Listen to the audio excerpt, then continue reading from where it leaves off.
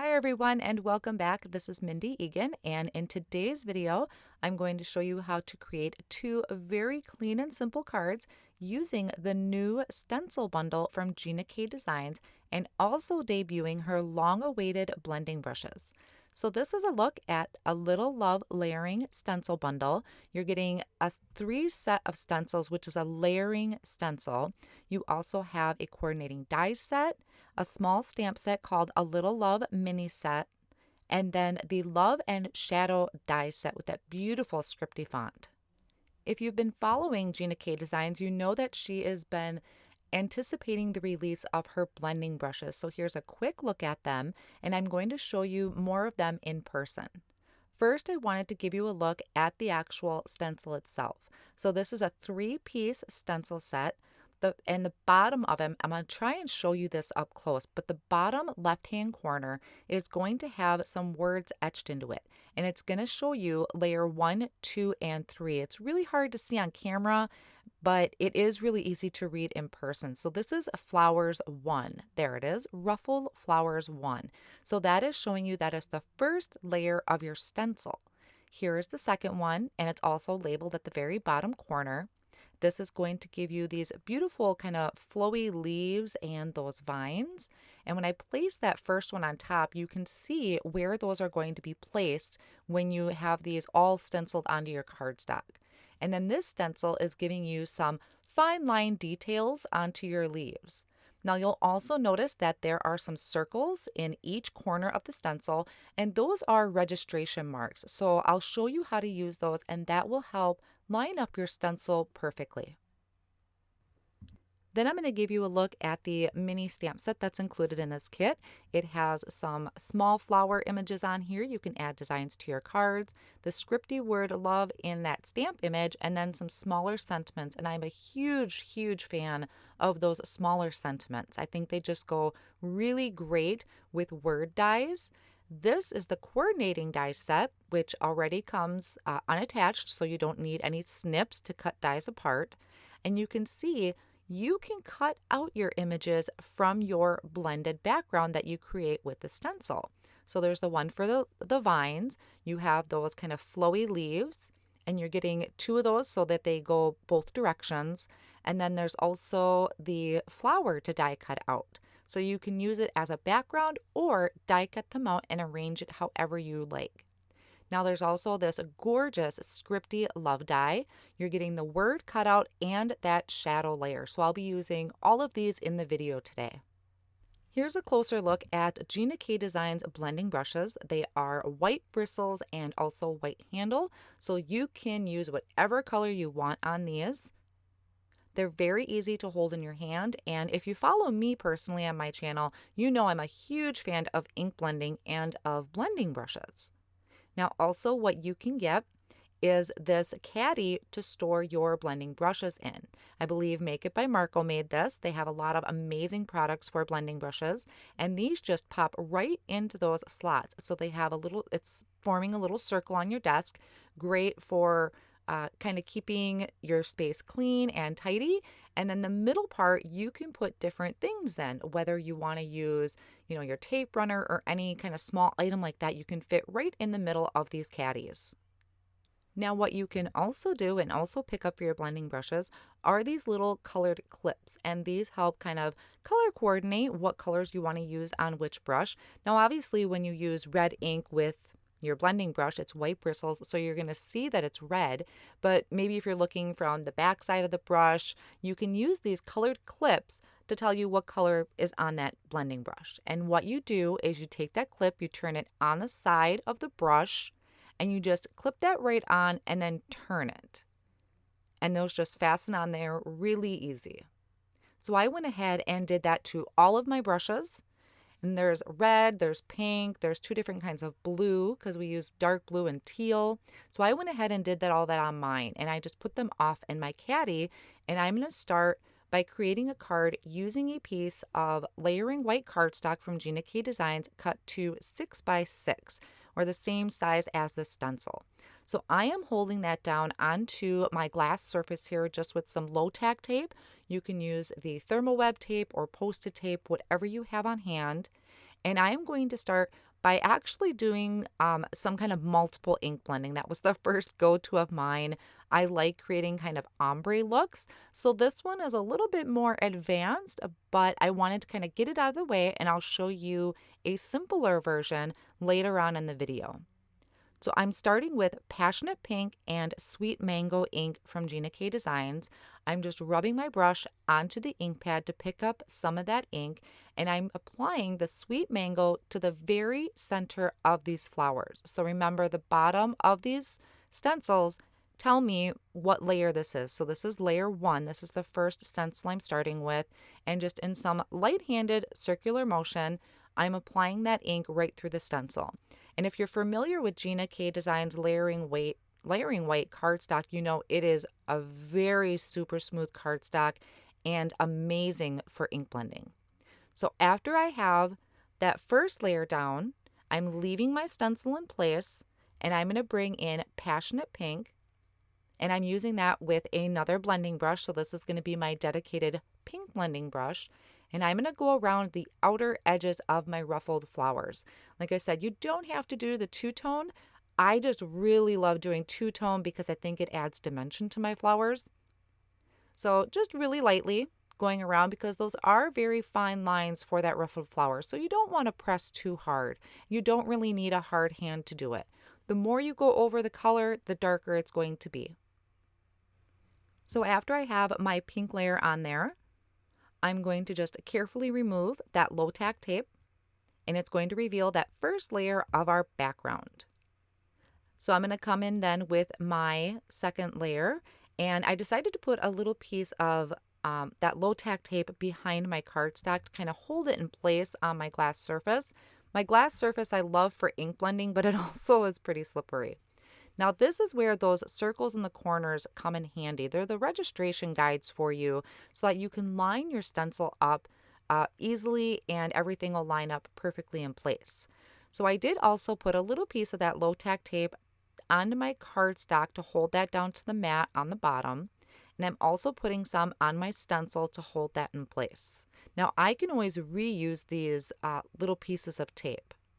So this is the first layer of our leaves and our vines, and I'm coming in with a really light color. Now I was in a very springy, bright mood, so I brought in Key Lime as my first layer.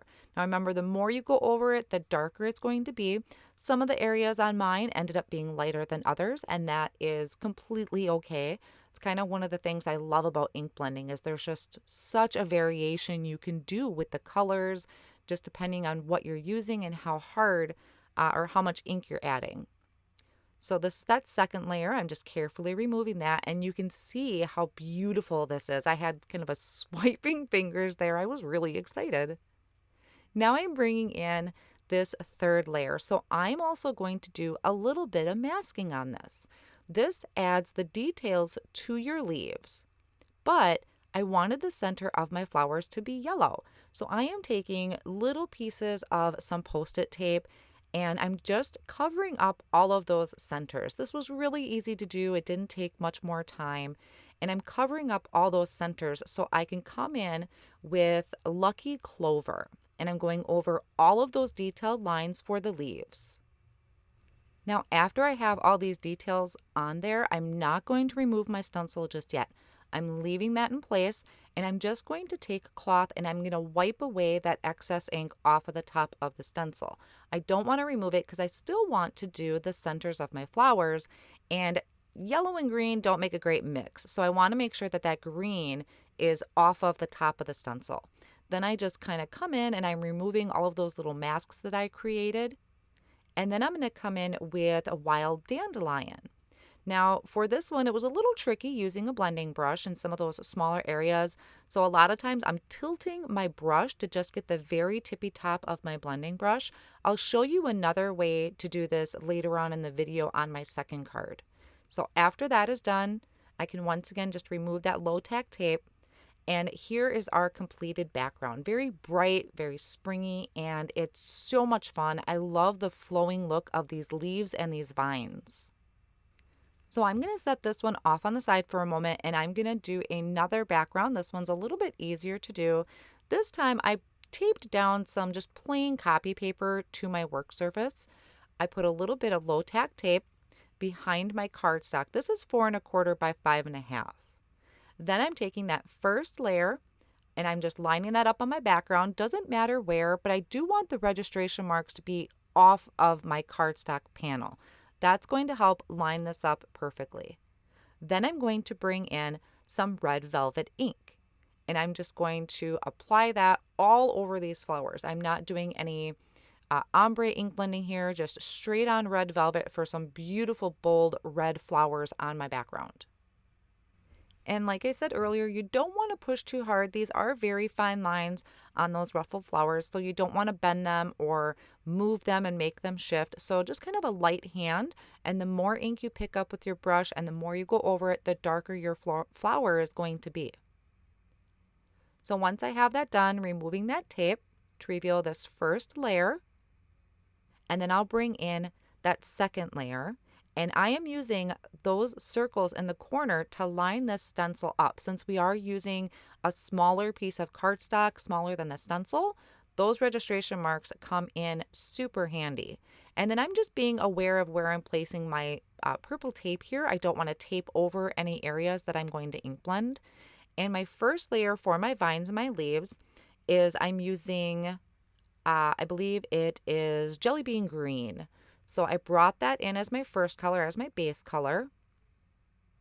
Then I'll remove this layer, and it's going to look a little funny since I'm on a white cardstock with a white background here, but trust me, this is going to look so amazing. Now I'm bringing in that third layer. So I want to make sure those registration marks are all lined up perfectly, and then attaching that stencil back down. And this time using actually the same green blending brush that I used for my previous green, I'm bringing in fresh asparagus. And you notice I did mask off those centers so that I can keep that to put them as yellow. Now to clean my brushes, I'm just wiping them on a rag, just kind of to wipe off any of the excess ink from the brushes. Here I'm making sure to leave that stencil in place and wipe away any of that excess ink. Now this time for the wild dandelion centers, I am using just a small finger dabber, so this just fits right on the end of my finger. It's a lot smaller, easier to control, and really get into those small centers of the flowers. And then I can remove that, and it is going to reveal just this amazing background. I love how whimsical and simple this is. Now I'm going to jump back to my previous background I created. I am using the coordinating die to line those up over the images, and I'm going to die cut out a few things at once, just holding those dies in place with some low tack tape.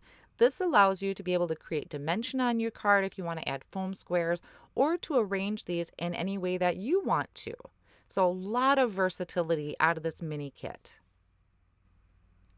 So off screen, I'll go ahead and die cut out my images, and I'm going to set them off on the side.